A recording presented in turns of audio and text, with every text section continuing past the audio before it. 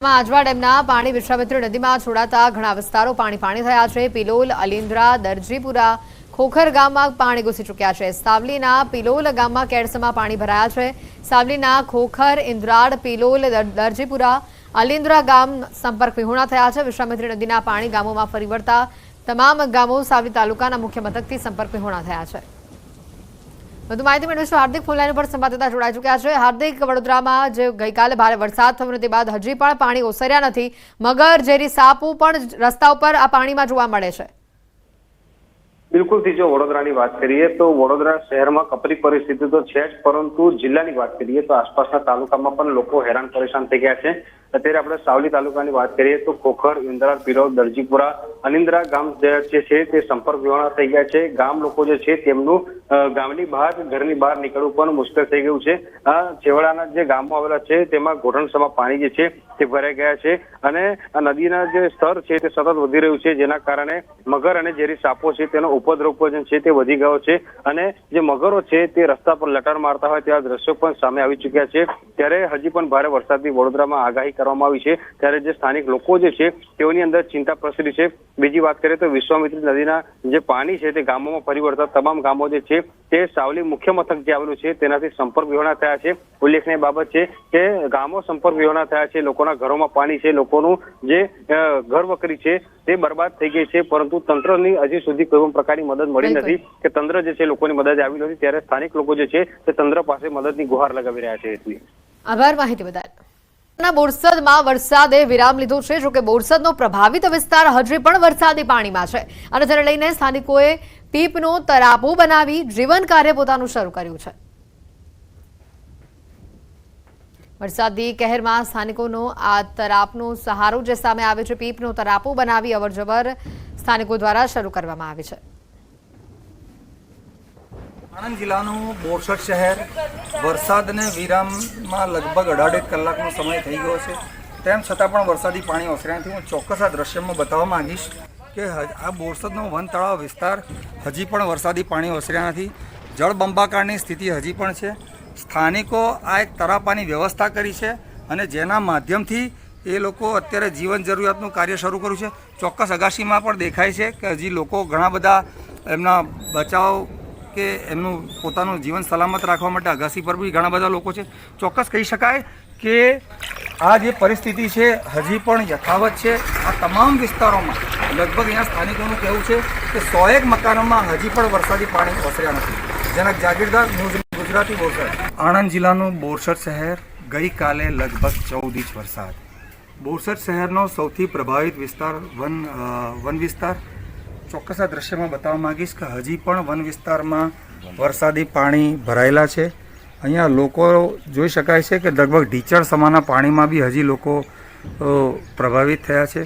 અહીંયા આપણી સાથે બોરસદના એક નગરપાલિકાના સભ્ય છે, આપણે એમને પૂછીએ। શું નામ છે તમારું? મહેશભાઈ પૂનમભાઈ ઠાકોર, વોર્ડ નંબર 100, નગરપાલિકા કાઉન્સિલર। મહેશભાઈ, આ પરિસ્થિતિ છે, હજી બી વરસાદી પાણી ઓસર્યાથી શું કહો છો? હવે અમે એવું છે કે ગઈકાલે સવારેથી વરસાદ ચાલુ થયો 8 વાગે, લગભગ 12 વાગ્યા લગી 12 ઇંચ વરસાદ હતો।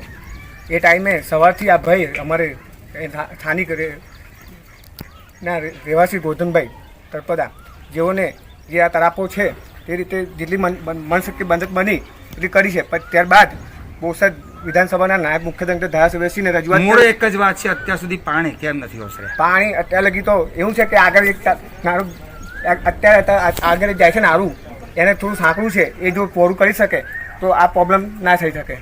તો નગરપાલિકાના જે સદસ્ય છે એમનું કહેવું છે કે આગળ એક નાળું છે ને એ સાંકડું છે, જેના કારણે આ પરિસ્થિતિ સર્જાઈ છે। જનક જાગીરદાર, ન્યૂઝ 18 ગુજરાતી, બોરસદ। હવે ભારે વરસાદથી કિમ નદીમાં પાણીની આવક થઈ રહી છે। કોસંબા રોડ ઉપર વરસાદી પાણી ફરી વળ્યા છે। કિમ નદીના પાણી રસ્તા પર આવી ચૂક્યા છે। કેમ કોસંબાને જોડતો માર્ગ હાલ બંધ કરવાની નોબત આવી છે। રહેઠાણ વિસ્તારોમાં નદીના પાણી ઘૂસી ચૂક્યા છે। તક્ષશિલા સ્કૂલ, રણછોડ નગરમાં વરસાદી પાણી છે। કિમ નદીના પાણી ફરી વળ્યા છે। અન્ય વિસ્તારોમાં પણ આ પાણી ભરાવાની સ્થિતિ જોવા મળી રહી છે। સુરતથી વધુ સમાચાર આવી રહ્યા છે। કિમ કોસંબાને જોડતો માર્ગ બંધ કરવામાં આવ્યો છે। કિમ નદીના જે પાણી છે ત્યાં રસ્તા ઉપર આવી ચડતા હાલ માર્ગ બંધ થયો છે। વધુ વરસાદના કારણે કિમ નદીમાં પાણીની આવકમાં વધારો થયો હતો. અન્ય વિસ્તારોમાં પણ આ જ પ્રકારની પરિસ્થિતિ સામે આવી રહી છે. ગૌઠણડૂબ પાણી હાલ ભરાયેલા છે. રસ્તાઓ પર વાહન વ્યવહાર ઠપ થઈ ચૂક્યો છે. અવરજવર માટે પણ લોકોને મુશ્કેલી પડી રહી છે. દ્રશ્યો સામે આવી રહ્યા છે. ભારે વરસાદથી કીમ નદીમાં પાણીની આવક થવા પામી છે. કોસંબા રોડ ઉપર આ પ્રકારના પાણી ફરી વળતા લોકોને હાલાકી વેઠવવી પડી રહી છે. કીમ કોસંબાને જોડતો આ માર્ગ બંધ થઈ ચૂક્યો છે. રહેઠાણ વિસ્તારોમાં નદીના પાણી ફરી વળ્યા છે. તક્ષશિલા સ્કૂલ રણછોડનગરમાં આ પાણી ભરાયા છે. લોકોને ભારે પારાવાર મુશ્કેલીનો સામનો કરવો પડી રહ્યો છે. પસાર થવું પણ અહીંયાથી મુશ્કેલીભર્યું બની ગયું છે. સંપર્ક બે સામસામે વિસ્તારનો તૂટી ચૂક્યો છે, કારણ કે પાણી ભરાવાથી કોઈ વાહન અહીંયાથી પસાર થઈ નથી શકતું. રહેઠાણ વિસ્તાર છે આ, અને મોટી સંખ્યામાં લોકો પોતાના ઘરોમાં પુરાવા મજબૂર થયા છે. વધુ માહિતી મેળવીશું. કેતન જોડાઈ ચૂક્યા છે ફોન લાઈન ઉપર. કેતન, જે રીતની આ વિસ્તારની પરિસ્થિતિ છે, પાણી ઓસર્યા છે કે કેમ, અને રહેઠાણ વિસ્તાર છે આ, સ્થાનિકો શું કહી રહ્યા છે? ચોક્કસથી વાત કરું તો દક્ષિણ ગુજરાતના સુરત જિલ્લામાં છેલ્લા 2 દિવસથી ભારે વરસાદને પૂરની સ્થિતિ હતી. હાલ જે કીમ નદીના દ્રશ્યો તમે સીધા જોઈ રહ્યા છો. કીમ નદીની અંદર વધારે પાણીની આવક કરતા કીમ કોસંબા માર્ગ ઉપર આજે કીમ નદીના પૂરના પાણી ફરી વળ્યા છે, અને ખાસ કરીને પોલીસ તંત્ર દ્વારા બેરિકેડ મૂકીને બંધ કરવામાં આવ્યો છે. અને કીમ નદીના જે પૂરના પાણી છે, તક્ષશિલા ઇન્ટરનેશનલ સ્કૂલ, રણછોડનગર સ્વસ્તિક કોમ્પ્લેક્સ, નંદિની રો હાઉસ ને સાઈ વિલા નીલકંઠ સોસાયટીની અંદર રાત્રિના સમય દરમિયાન કીમ નદીના પૂરના પાણી પ્રવેશવા પામ્યા હતા. પરંતુ વહીવટી તંત્ર દ્વારા રાત્રે 1 કલાક બાદ લોકોને સલામત સ્થળે ખસેડવામાં આવ્યા હતા, અને હજુ પણ ઘણી સોસાયટીઓ પાણીને ગરકાવ થવા પામી છે. તો બીજી તરફ કીમ નદી આજે રુદ્ર સ્વરૂપ ધારણ કર્યું છે, જે અંતર્ગત ઓલપાડ તાલુકાના વરોલી ઉમરાજી ગામની અંદર પણ હાલ જે પૂરના પાણીઓ પ્રવેશ કરી રહ્યા છે, જેને લઈને સ્થાનિકોને હાલાકીનો ભોગ બની રહ્યા છે. જી, એક મિનિટ. બિલકુલ, આભાર કેતન માહિતી બદલ. ભારે વરસાદ બાદ નર્મદા નદીને જોડતું નાળું તૂટ્યું છે. શિનોરના દિવેર અને નર્મદા મઢીને જોડતું આ નાળું તૂટ્યું છે. ધસમસતા પાણીના પ્રવાહમાં આ નાળું તૂટ્યું હોવાની માહિતી આવી રહી છે સામે. નાળું તૂટતા તે સમયે ત્યાં કોઈ હાજર ન હોવાથી મોટી જાનહાની ટળી છે. નર્મદા મઢી ખાતે આવેલા છે અનેક આશ્રમો. દિવેર નર્મદા મઢી રોડ પર 500 વીઘાથી વધુ આવેલી છે જમીનો. રોજિંદા કામ અર્થે આશ્રમમાં રહેતા લોકો અને ખેડૂતો આ નાળાનો ઉપયોગ કરે છે. નાળું તૂટી જતા ખેડૂતો અને આશ્રમમાં રહેતા લોકોને ભારે હાલાકી હાલ થઈ રહી છે. વૈકલ્પિક રસ્તાની વ્યવસ્થાની માંગ હાલ ઉઠી છે. સમાચાર છે વડોદરા વાસીઓ માટે, કારણ કે વિશ્વામિત્રી નદીએ પોતાની ભયજનક સપાટી વટાવી દીધી છે. વડોદરામાં આજવા સરોવરની જળ સપાટીમાં પણ વધારો થયો છે. આજવા સરોવરની સપાટી 212.15 ફૂટ ઉપર પહોંચી ગઈ છે.